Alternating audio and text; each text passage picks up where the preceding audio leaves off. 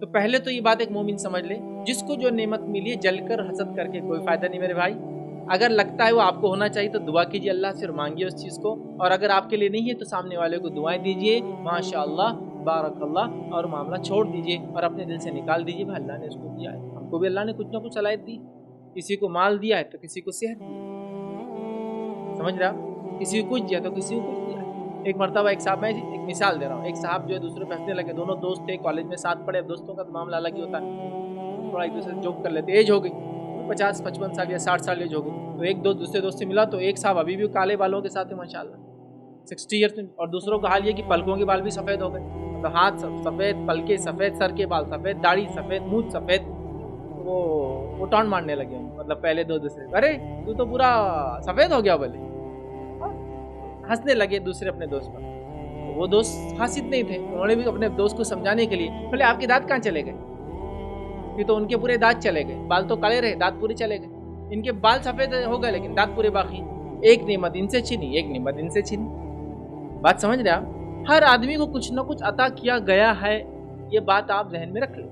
کوئی انسان بغیر کسی نعمت کی دنیا میں پیدا نہیں ہوا ہے، بس مسئلہ یہ کہ ہم اپنے آپ کو پہچانیں اور دوسروں کی نعمتوں کو دیکھ کے جلن کے بدلے اللہ کا شکر ادا کریں۔ لگتا ہے کہ آپ کے لیے ضرورت مند تھی تو آپ اللہ سے دعا کر لیں اللہ مجھے بھی یہ نعمت دے دے، یہ کافی ہے، اگر نہیں ہے تو اللہ کی اس تقدیر پر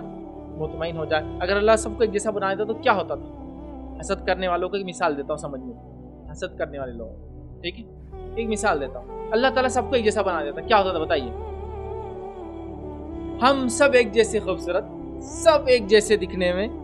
سب ایک جیسے مال میں، سب ایک جیسے صحت میں، سب ایک جیسے ہر کام میں۔